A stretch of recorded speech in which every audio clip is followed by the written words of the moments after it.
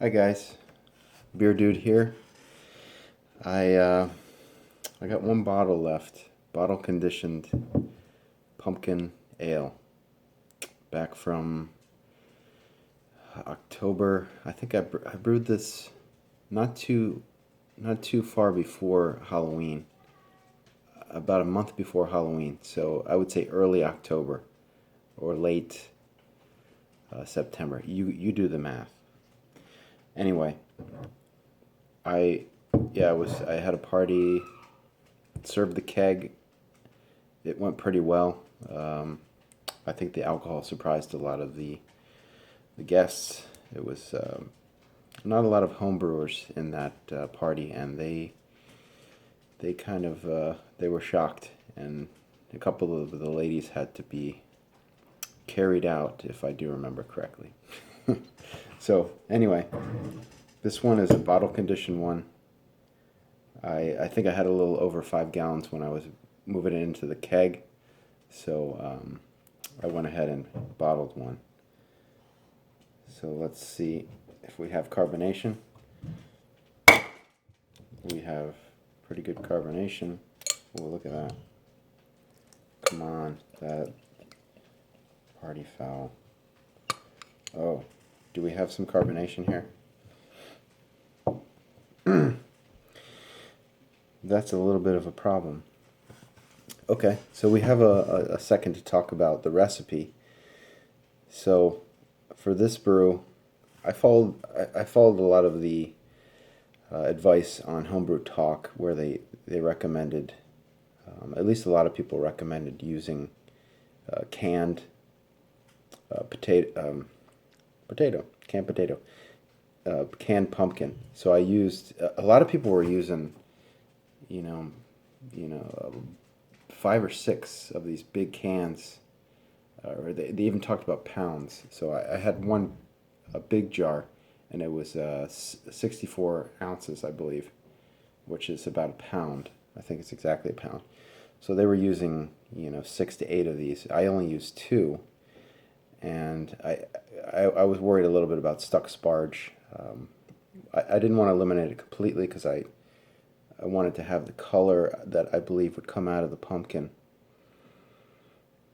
Not a huge amount of aroma. I mean, the head's so huge, who knows what's being let off in that gaseous, frothy mess. Um, try to, it's kind of a sacrilege shaking it up with the yeast on the bottom, but I smell a little bit of the pumpkin spice. So I used. I'm always sparing on my spices, so I used just 1 tablespoon for the entire um, 5 gallon batch. So I don't like to go all out on the spices. I like actually in this one, it's coming back to me. It's been a while now. It's February something 2016, February, I think 9th. Yeah, I remember that because I just cooked some pork chops, and there was a rank smell coming off them, and I checked the label, and it said sell by February 9th, and today's February 9th, so they shouldn't be that rank, in my opinion. So, yeah, for this brew, I used a ton of different grains. I used Maris Otter. I used a little bit of two row. I used, what else did I have? Golden Promise.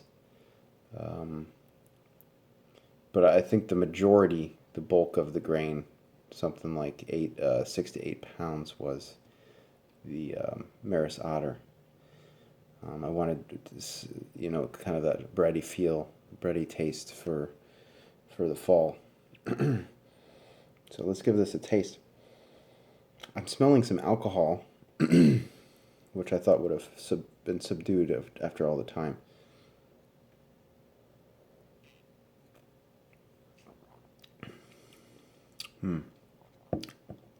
Lots of flavor there.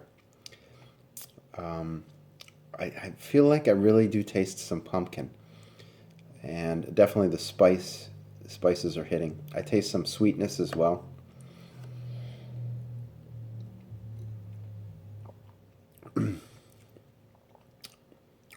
Yeah. Oh, I also remember I threw in two cinnamon sticks towards the end of the boil. I threw them right into the hop spider. Um, the residual mouth flavor is pretty good. Um, I'm gonna pour it a little more carefully. I feel like a lot of the carbonation blew off, and that's, you don't want a flat ale like this. You need some bubbles to give it some effervescence. But I mean, the color is great. I don't know if you're seeing through this. It's not clear by any means, but it's opaque, but just a beautiful color. It's basically orangish. Not, you know, you, and the normal beers are amber in this range of color, and with the grains that I added, and this one is orange, so it had to be getting a lot of at least color from the pumpkin. And I think I mentioned some sweetness. I think that's where I'm getting the sweetness too, from the pumpkin.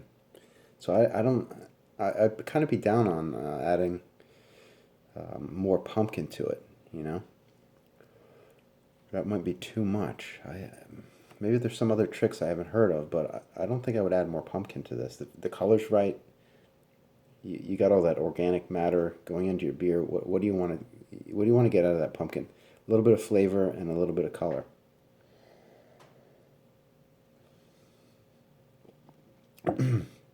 So the alcohol in this was pretty high. Um, in the It was 6.9. I think I was running along there, but I think it went a little over. I think it was more in the 7.2 range. So it hits hard, but the flavor is good enough to mask that, as the women at the party would attest to. They were drinking it like it was Miller Lite, or yeah, they were guzzling it, and they're usually good for, hanging out until 2, 3 in the morning, and I mean, half of them had to leave by 9:30 p.m. I mean, there was obscene gestures made, embarrassed husbands. It was all in all like successful homebrew. That's what you want, people drinking your beer, right? Enjoying themselves.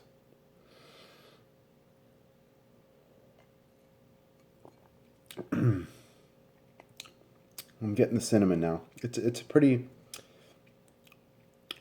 complex flavor for a for a beer. I mean, you've got those layers of the grains. Oh, I failed to mention that I had some rye left over, some crystal rye left over, and for these kind of uh, grains that are not the standard malted barley grains, I always add in small amounts, just to add, rye will add a little bit of body, a little bit of tang. So I added a little bit of that, probably no more than half a pound. Um, yeah, and I also added some wheat I think that's why the head is this out of control. And look at I mean, lacing. It's a head that won't go away, basically. Pardon me. So I think I wrapped it all up. But anyway, good beer, and I'll post the recipe below, so you'll actually have it better than what I'm talking about. And I think I finally um, hit the nail on the head with this. this pumpkin brew. It was a success, and I'll be brewing it again next year. So, cheers. Thanks for watching.